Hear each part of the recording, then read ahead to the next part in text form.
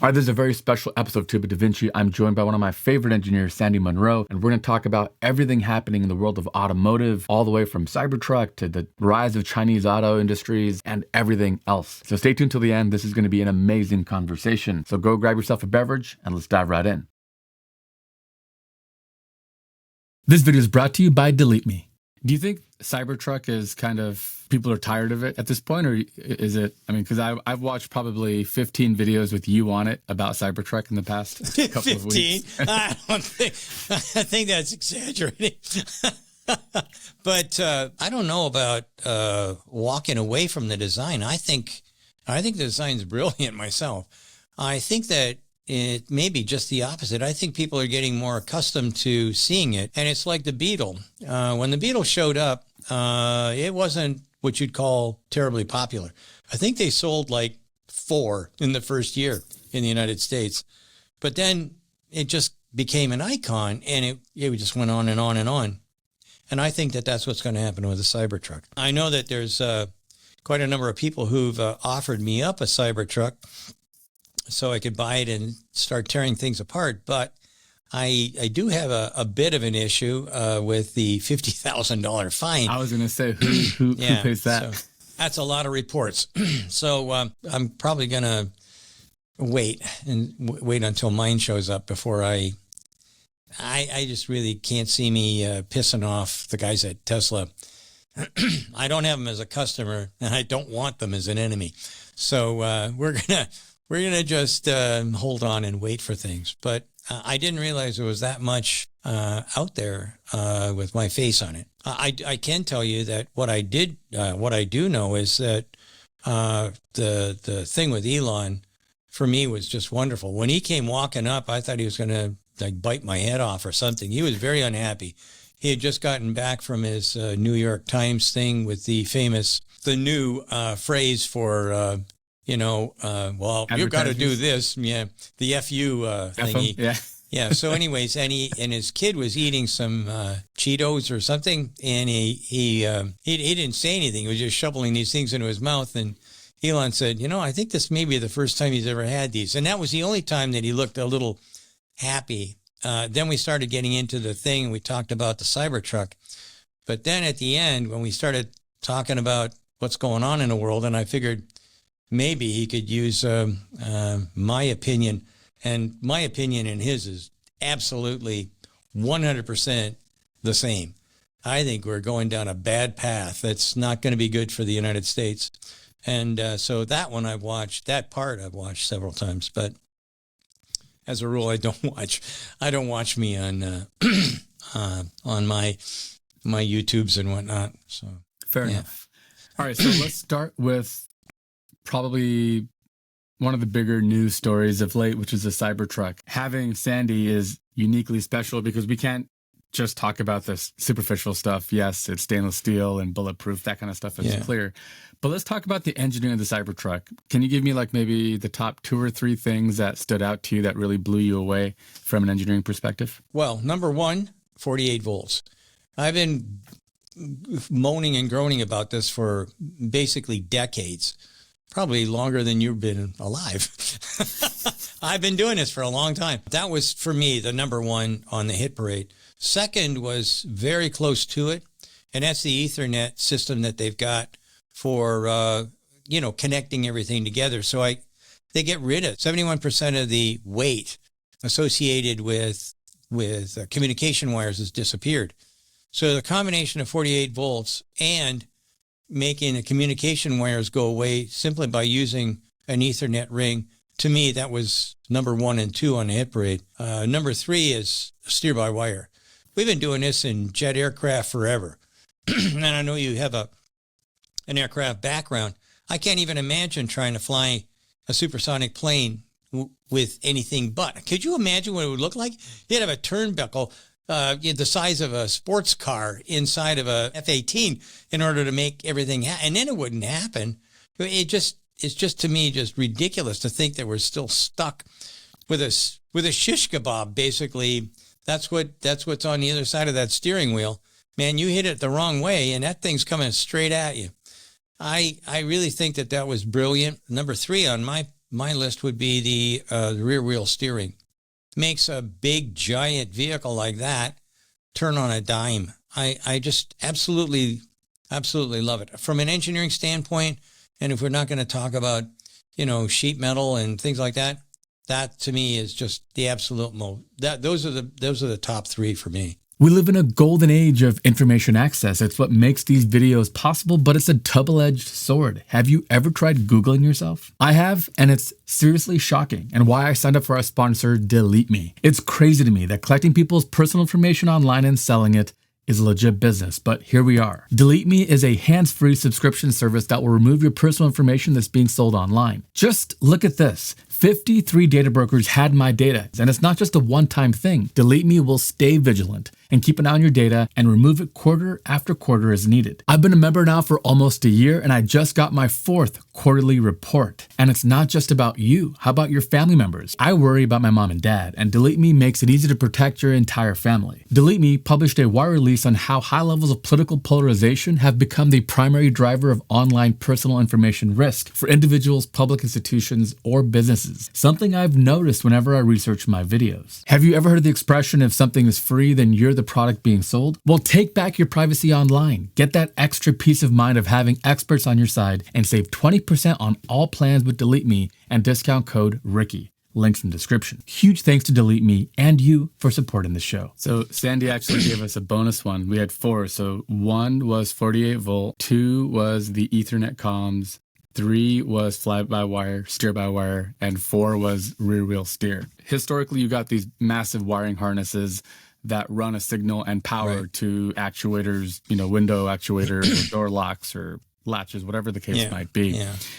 So you have to run the power across, a 20-foot vehicle to all the little components. How does this change that?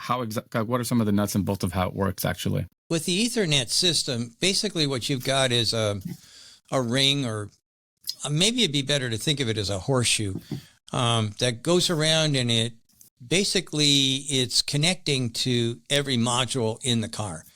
And so consequently, what you do is you have the Ethernet ring communicating. Let's use the door example. So the Ethernet ring is going to connect to the window regulators, the door latch, the speakers inside. If there's heaters inside of the door, it'll connect to that. All these things, and they're all connected by one wire.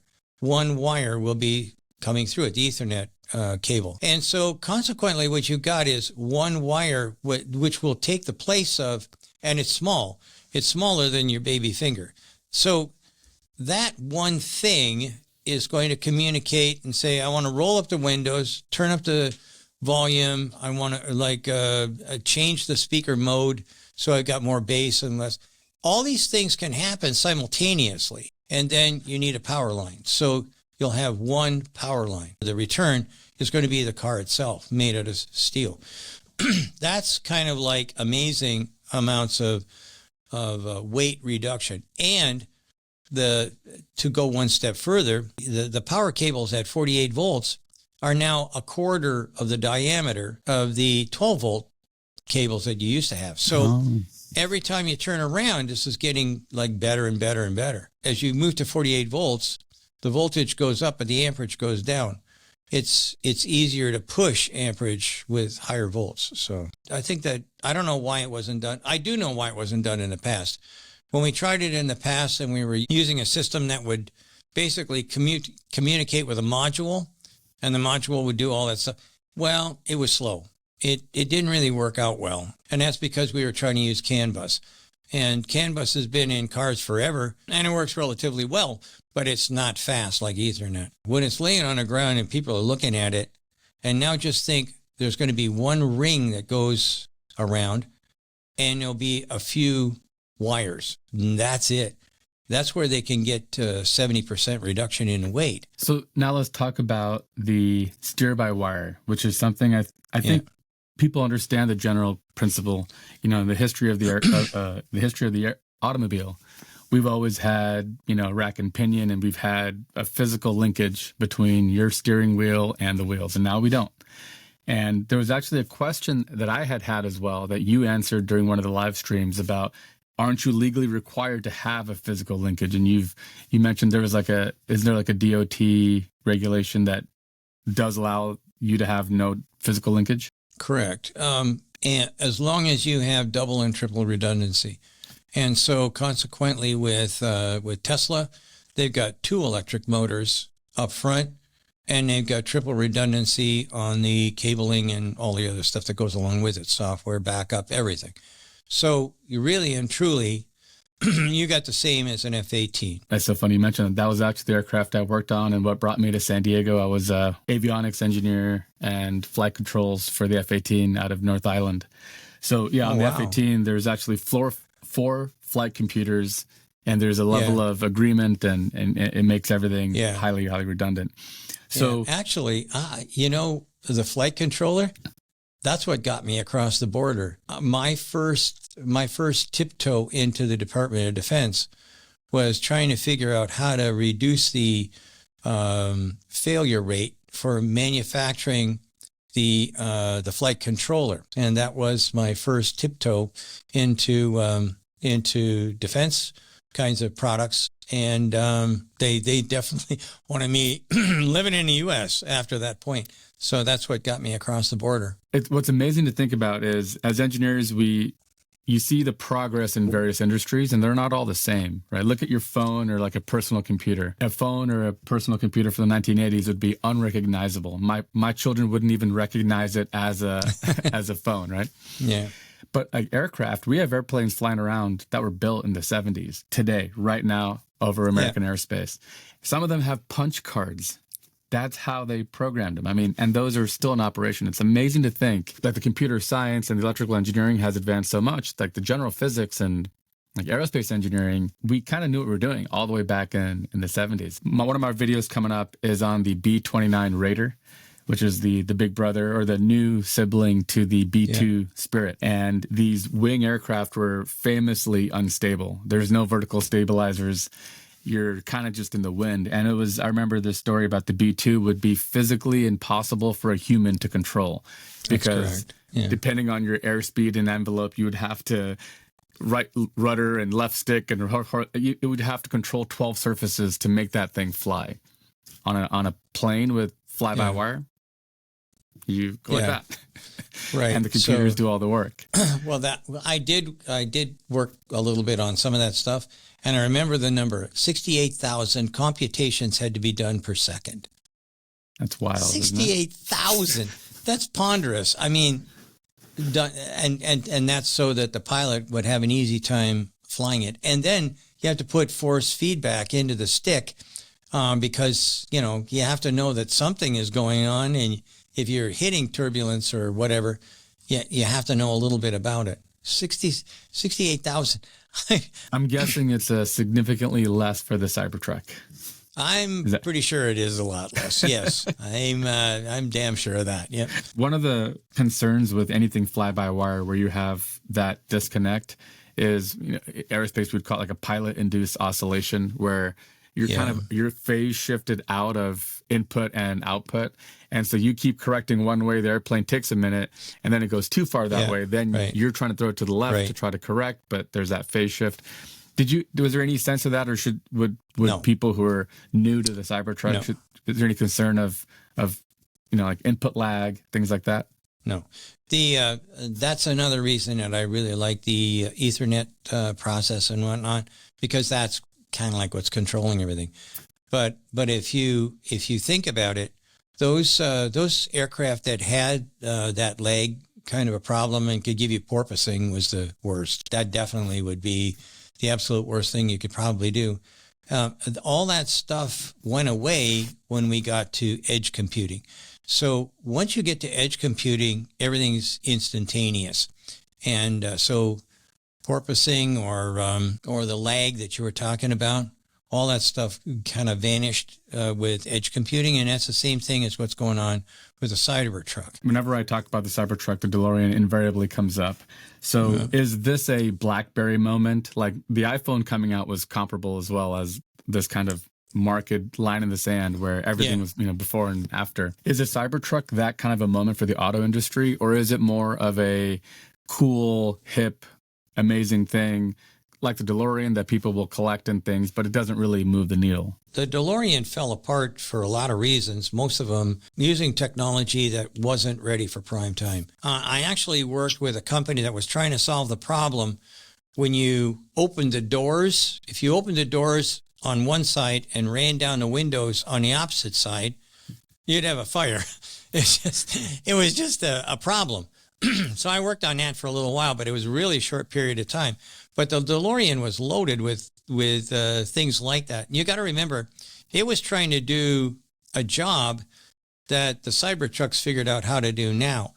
There was a lot of issues. And then John DeLorean, he got into trouble with the FBI. And I mean, there was a whole bunch of stuff going on. And that's one of the main reasons that everything got killed. All the investors lost faith and decided to drift away. I think that the Cybertruck is here to stay. This isn't the first kick at the cat. You know, he had the Roadster, the Model 3, the Model S, the Model Y, the Model X, and now he's got this, which is an iconic car. I would not classify any of the other vehicles that are out there as iconic. The only car the only truck that's going to be out there that's iconic is going to be the Cybertruck. So I do not believe it's going to fade away. I think that there's enough people that are like myself that really and truly love that. I love the shape. I love the style. I like everything inside. I mean, I've had, comments about the S. I don't like the back seat. I don't care for the back seats, and the Y and the 3 is the worst. But this one, holy mackerel, these things are monster. You could go and, you could camp out on the back seat for the rest of your life. It's really kind of comfortable. And the front seats are the most comfortable front seats in the marketplace by everyone's account. So they've done a very, very good job of kind of competing with the F-150. The F-150, as far as the truck is concerned, has a very luxurious truck feel to it. It's got a couple of other little features that they didn't put in the Cybertruck, and I'm fine. I don't need to have a place to sign contracts and stuff like that. I don't need any of that stuff. Everything I see is Spartan, and that's what I like. I'm not interested in a lot of razzle dazzle. I want to see what I want to see, and I want to have it instantly. I think they did a fabulous job there. We'll move on from Cybertruck, but one last closing idea. Of the list of innovations you mentioned, several of them I think can potentially save Tesla money. Going 48 volt plus the Ethernet comms, there's a huge cost savings there. There might be some supplier issues with 48 volt vendors that might be not as mature as 12 volt for a while, unless Tesla is going to vertically integrate everything. Then there's rear wheel steering, which adds cost. Like there's no way around it. That adds cost on a unit basis for the truck. But do you think the Cybertruck, when it reaches like full ramp, is going to be kind of just a manufacturing monster? It'll be so well optimized, and it'll be mass produced in large volumes? It's going to be mass produced in large volumes, and I think that it's going to be an easier build than normal. I truly think that what we're going to be seeing in the future is everybody moving in that same direction. Even Volkswagen now has decided to move toward the North American charging system, the Tesla system. I just heard a second ago when I was on another call that Tesla is looking to do in 3 years with charging systems or charging depots what they did in the last 11 years. That is amazing. And they're looking at strings of 20 for charging, as opposed to, what they have now is maybe you see 4 or 5. That's a really big deal. I just see nothing but blue skies for Tesla. I recently drove from Northern California to Southern California, and I would say the average number of stalls at the stations I stopped at was probably 50. Oh, yeah. They're just massive. Yeah. Solar covered canopy stations.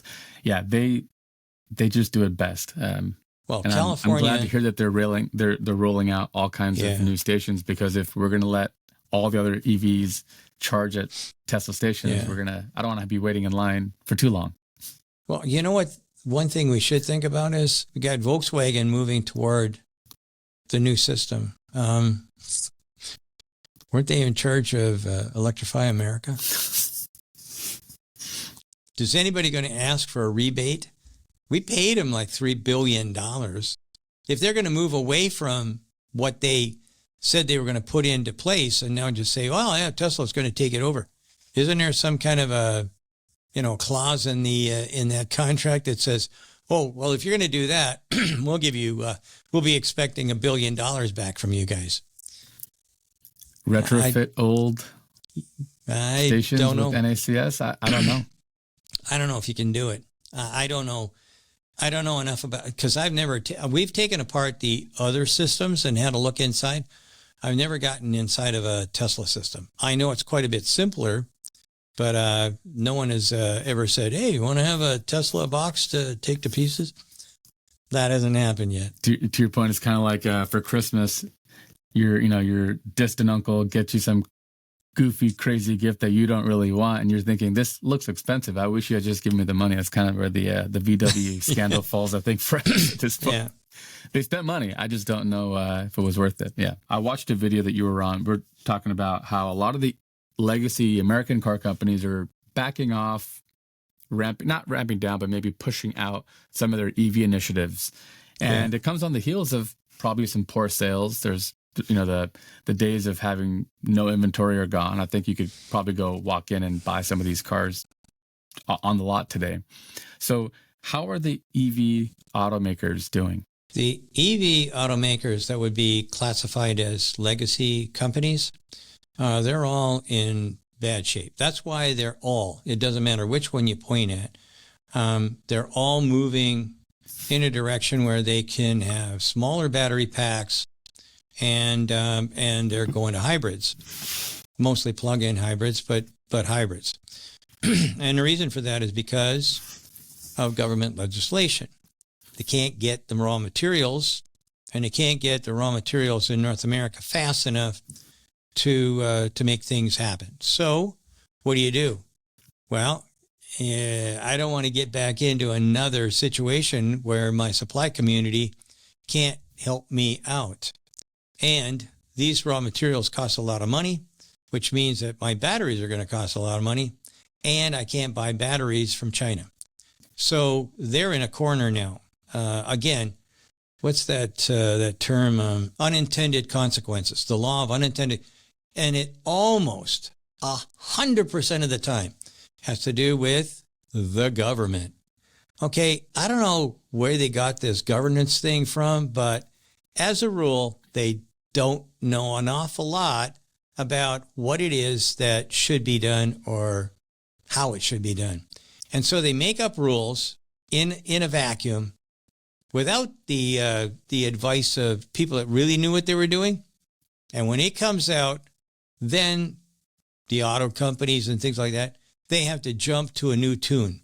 The only guys that give themselves pats on the back and, go to an expensive steakhouse for a $60 steak and a couple of glasses of $150 bourbon, I mean, they think they've just done a wonderful job. Look what we did. And they make big commercials on how good they did. Well, at the end of the day, it would have been a good idea to just, hey, you know what? We'll take those Chinese batteries right now while we're waiting to ramp up. And, we'll just take those nice raw materials that the Chinese are willing to give us, and we'll just make our own batteries here. How about that? Nope, can't do it. Nope. Everybody's got to toe the mark. Okay, fine.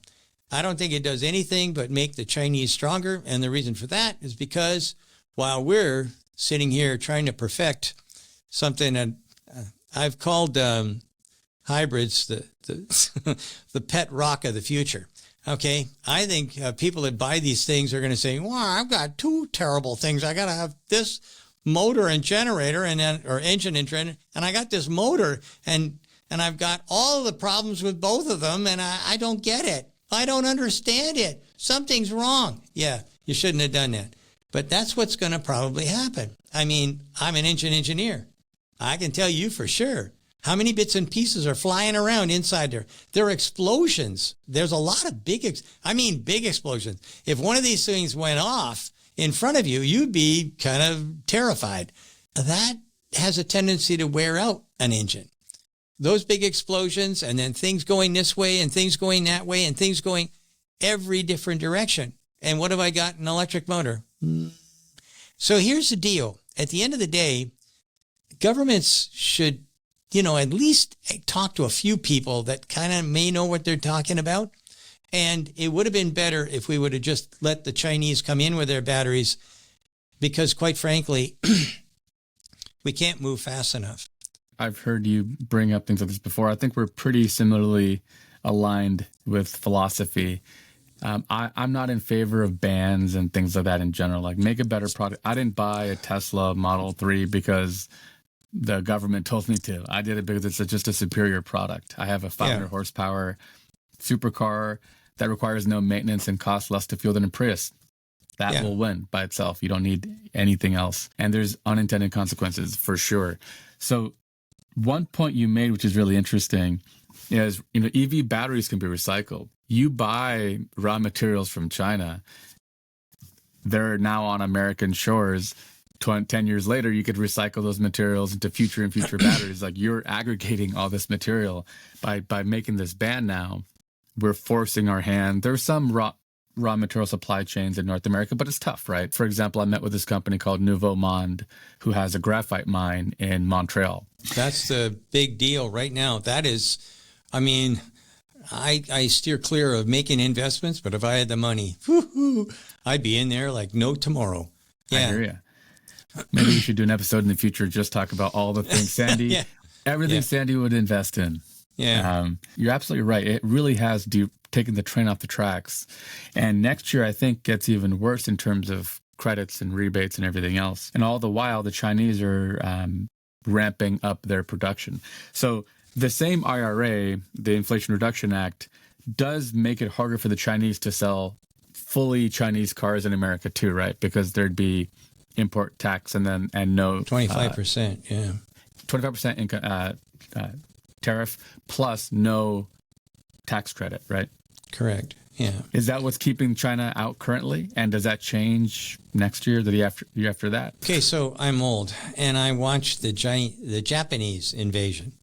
Okay, and they tried all the same crap, and sooner or later, all these government guys they only have to hang around for 2 to 4 years, and they get their big giant pensions and all this other stuff that they voted for themselves, and they go back to their little house and they rub their hands together and don't give a damn. So I'm going to throw one in that I have to. So all these geniuses, they said, okay, this is what we're going to do, blah, blah, blah. And then they said, oh, and by the way, we're going to negate the savings for those guys that are recycling. And I sat there and I looked at that. I read it over 2 or 3 times because I couldn't believe how damn dumb these characters are. Wait a minute. As you said, these ingredients, they've landed on our soil and we can recycle them. And we can make our own batteries then. Oh, no. That's got Chinese stuff in it. Can you tell me the difference between when it's sitting there in front of you? Is that lithium from North America or is that lithium from China? Are you kidding me? It's easy to make up rules if you're a total dumb. And that's a fact. It's so easy. And then if it screws up, well, somebody else's fault, somebody else's problem. At the end of the day, the problem is mostly government. They're trying to manipulate the market, and this is supposed to be a free market society. What in the heck is going on? Like I said, I watched the Japanese come in, and every time they made a rule, somebody else would come along and say, I don't care about that rule, and it would be deviated. And by the way, a car that costs to buy in China for about 20 grand, if you bring it in, add all the tariffs and everything else, I can sell it for 28 to 32,000. And the average car costs in the United States right now is 40 grand. They can still beat us. Even with the tariffs, even with the tariffs put on and all the other muck, China's cost for manufacturing is a whole lot less than it is here. It's just a replay of the same thing that happened when the Japanese brought their cars in. They were the right size. They were fuel economy. I mean, if you think about it, the electric car is the right size. The electric car costs a whole lot less. So I keep saying this over and over again. It used to cost me $250 a month for my Rubicon. My Rivian cost me $11 a month. You do not have to be Albert Einstein to figure out that this is a smarter way to go. Whenever I talk with people and I'll mention something kind of engineering centric, they always say, wow, you should run for office.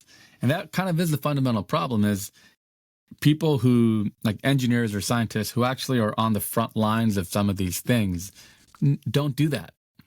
They and can't. People in government are, like you mentioned, lawyers and people with no experience with any of the things that they're talking about. It does give me pause. What are we to do? How do we fix this? But that might be for another day, I think, honestly. While you're already riled up a little bit, another thing I know you love, let's talk about unions and car dealerships, because I kind of feel like those are the two anchors weighing a lot of these legacy auto companies down. Well, number one, you know that Ford, General Motors, Stellantis, BMW, Mercedes, they've all kind of like shelved some of their future projects, mostly to do with battery packs and stuff like that, but also for, I don't know if you heard, but the Lake Orion plant just down the road from us is where they built the Bolt. It's shutting down.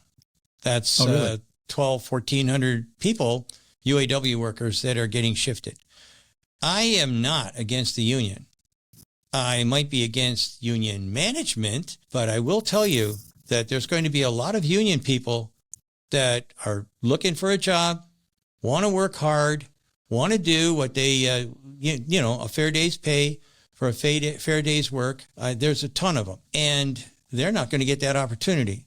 And they're not going to get that opportunity because one guy decided to stand up, pound his chest, and make this incredibly difficult contract for the auto manufacturers. And what did they do? They pointed at Mary Barr and said, "Look at that! She makes, I don't know, $30 million bucks." Okay. Any idea how much Peter Rollinson made? How about 260 million for a company that's never made any cars and doesn't make any profit? At the end of the day, this guy uses these kinds of posters to promote himself. Do you know how many union members, UAW members there were in, let's say, 1980? I do know. And I'll give you one guess, the person I heard this from. You. All right, then never mind. I want to say it was like 1.5 million. 1.3 million. And now we're down have to 0.3. And now we're down to 0.3.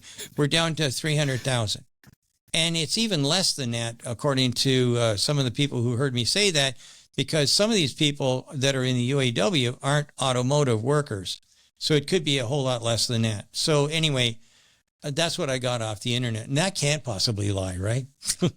Anyhow, what do you think it's going to be in 4 years when they come up for that next contract? I'm thinking it's going to be down by a quarter. Oh, man. I'm thinking 200,000 is or thereabouts. That's a tremendous amount of losses as far as I'm concerned. The union is not the problem. Union management, the inability to understand business, that's a problem. So I feel sorry for the UAW guys. I was a UAW person at one time. Didn't spend much time at it because I didn't care for that type of work. But at the end of the day, I think that the working man is continuously being taken advantage of. I'm glad you brought that up. It is really important to separate the men and women who are trying to raise families and take care of their kids and do a noble thing from some of the politics of play and how it all unravels a little bit. It's definitely unfair, and I think I'm with you on that. The other thing, I think this kind of goes hand in hand a little bit, is the dealership network. Tesla recently this year, suddenly they have a lot of extra inventory. They're lowering prices. Like they can turn that dial. Their hand is on the dial, and they can just turn it every minute of every day. If they wanted to right now, between when we started recording and finished recording, they can drop the price of a Model 3, $2,000, special December 20th sale, blah. Car companies can't do this. Like they're they're steering a ship out in the ocean that takes, weeks to turn around. And in some cases, they really don't even have control, right? Because the dealership can add markups and goofy nonsense, and they don't really have any kind of power. That also seems like, in some ways, a little bit insurmountable. How does Ford and GM, who don't you think they would want to do what Tesla does and just sell direct and cut these jokers out? What do they do in the future? You do know that there are laws in most states that say you have to have a dealership. Yeah, I do. And you do know that dealerships make more money in total, like if you add them all together, than the car companies do. And money and politics go hand in hand. To make something happen like that, it's not just steering a ship. How in the world are you going to buy all those different politicians? How are you going to make it so that you get them to understand, the politicians, I mean, that, hey, you know what, this is better for the population. And these dealerships they're not really helping out. These guys, some of them are pretty rough. They didn't get there because they were, winning Nobel Peace Prizes. You take these guys on and they might take you out. I worry about that. Now, here's the other view that most people don't get. If you're an engineer at Ford, the dealership is not your friend, period. I'll talk about my experience as an engine engineer. We release an engine. It goes into the field. I want to know everything that went wrong. I don't care about the happy customer. I want to know about that guy that wasn't happy. The one whose engine blew up in the middle of Death Valley. I want to know about that guy. I want to know what happened. You will never get good information from dealerships. Never. We took that out. We ripped that out right away. We're making a customer happy. What about me? I need to know how to make that not happen again. What did happen? There's no way you can get any friends. What do you mean you're going to take that out and change this? What's that going to do? Well, it'll make it more reliable. Hey, you know what? We don't make any money on the cars. We make money on oil changes and fixing blown engines and stuff like that.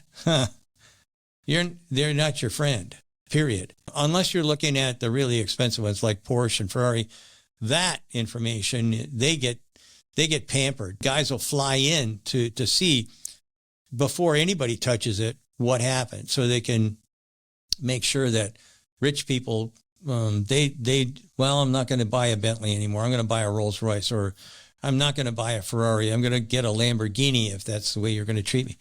That's kind of like the difference. These guys have the option. I've heard a lot about the unions of late, especially, but I've never seen the media give the appropriate amount of attention to the dealerships, because I really think they're a big part of what pushes some of these issues and just kind of make everything worse, honestly.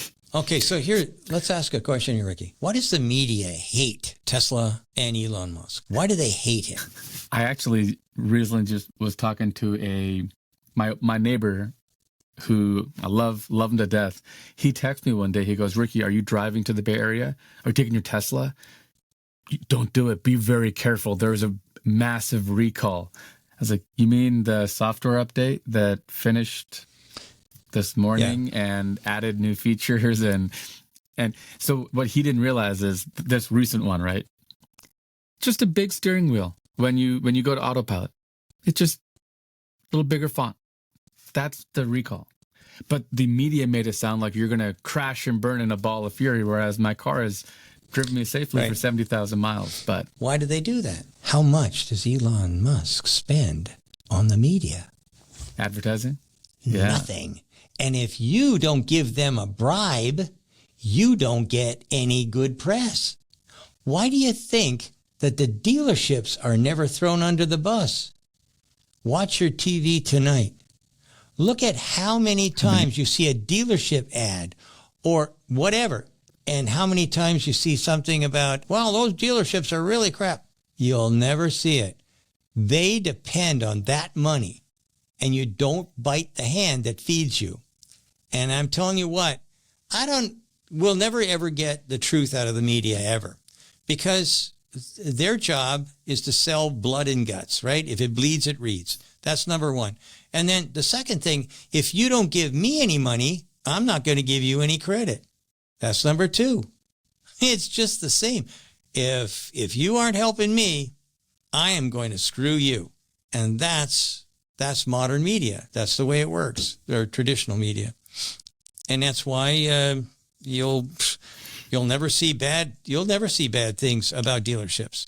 Never, or almost never. The guys that will get thrown under the bus are the ones that don't advertise enough. If you want to keep ahead of the game, just throw them money, and it doesn't matter because you'll be stealing it off the old lady who just bought a used car that'll barely make it out of the garage. Well, buyer beware, and that's kind of like the way it works. I mean, we have to be realistic. You have to look at everything from why did they do it, a root cause analysis, and that's why no engineer will ever get to be a politician, because we would do a root cause analysis on something and then point it, hey, you over there, you did this. That's kind of like the way it works. Have you ever been called for jury duty? Mm-hmm. You ever go on a jury? No, I've skirted my way. Oh, you don't even have to do that. As soon as they find out you're an engineer, you're out. They don't want anybody. No way. Yeah. What they want is some sad-faced person. Well, I'm sure he had a reason for killing that old lady and the 4 dogs. And when you get old, you become cynical because you know. Yeah. Sandy, did you hear about that story about the Hyundai Ioniq 5 in Canada? That the gentleman driving it saw some sort of an obstacle on the road, tried to swerve to avoid it, but did make contact.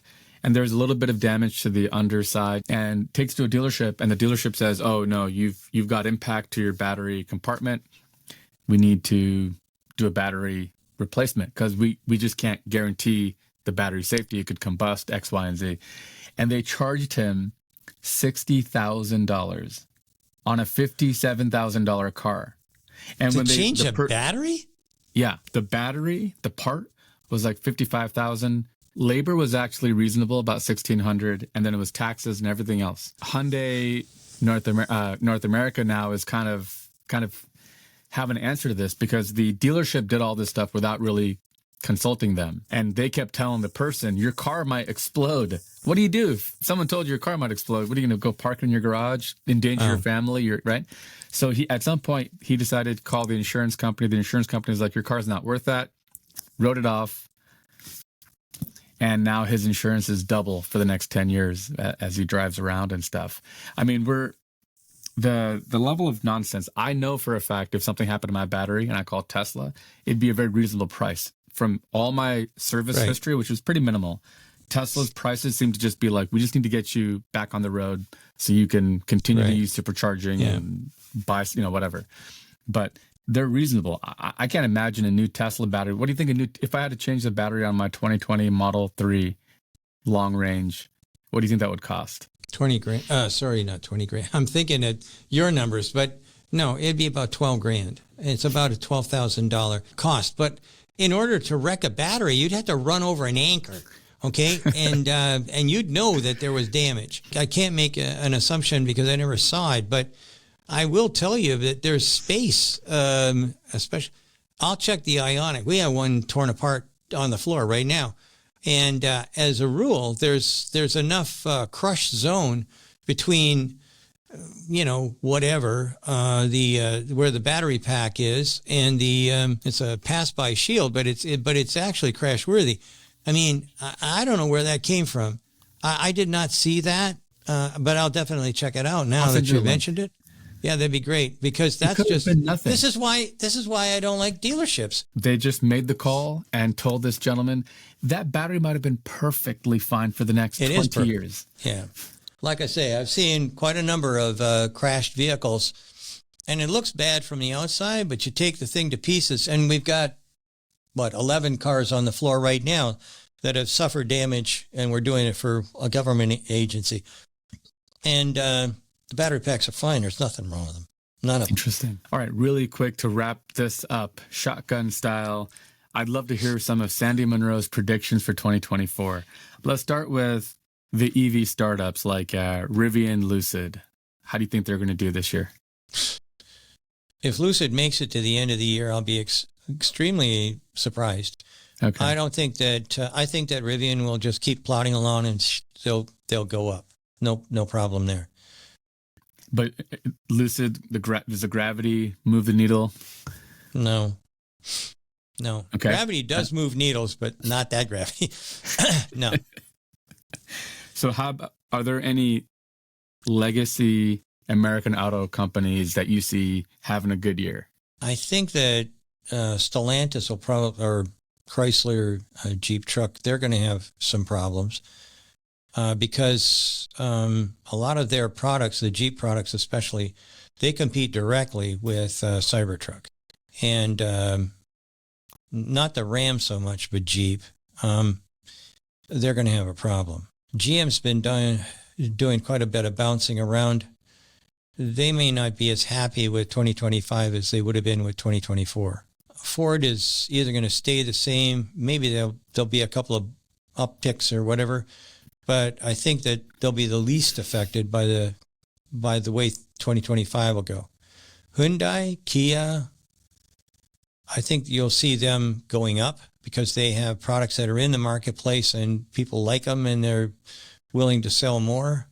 Toyota, I think they'll see a slight uptick. Honda, same way. BMW, I think is going to do well. I think Mercedes will be flat, but upward trending. VW. The one that I think is going to do the most from a statistic standpoint, percentage-wise, that'll probably be Volvo. I mean, I'm really impressed with their cars. I believe that people are going to catch on to what's going on with them, and they'll pop up, even though they have Chinese parts and they're owned by a Chinese company. They're owned by Geely. The big thing is that, I mean, they're a really nice car inside. They're not over the top. I think they're going to do remarkably well. So that's kind of like the bigger players, anyways. Fantastic. Any closing thoughts? Yes, going by another Tesla. Yes. No, I think that quite frankly, the thing that I would recommend, I've already said it, don't listen too much to the media. They want to sell newspapers. They're not interested in you or the news or anything else. All that stuff is, we need to sell ad space. In fact, I think they call it the news hole, right? Advertising is what they really want to sell. News hole is what's left over. How much news can we put up for the money that we just got from all these advertisers? So they have a totally different perspective on the news than people do. People think, oh yeah, this is real. No, it ain't. Nope, not at all. So that's the big thing. Just take everything with a grain of salt. Okay. And when you get your Cybertruck for teardown, I'm coming to visit you. You get an invitation. I'm going to take all the YouTubers and influencers that I know, and I'm going to invite you down to Detroit, and we're going to have, I'm going to see what I can do about renting a track, and everybody gets a whack at it, kind of, before we start tearing it to pieces. Okay. All righty? I love it. All right. Well, Sandy, thank you so much. Merry Christmas. Happy holidays. Yes. Happy New Year. Thank you so much for taking an hour of your day. Really appreciate you. We'll talk soon. Thank you. Thank you, Ricky. I really appreciate coming on here.